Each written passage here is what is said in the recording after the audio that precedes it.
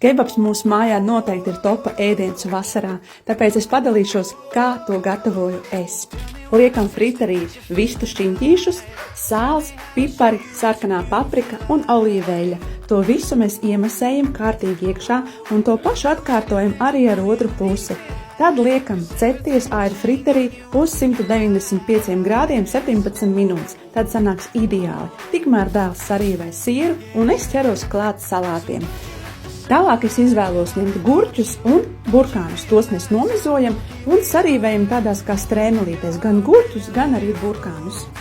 Un galvenā sastāvdaļa noteikti ir marinētie gurķi. Es izvēlos koku gurķus, jo tie man garšo vislabāk, un šobrīd atlaide rimī ir superīga. Tos mēs arī sagriežam strēmelītēs, pieliekam klāt arī billītes un visu samaisam.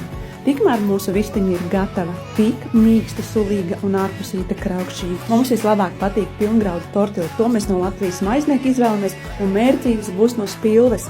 Meitiņa pieteicās visu sapakot.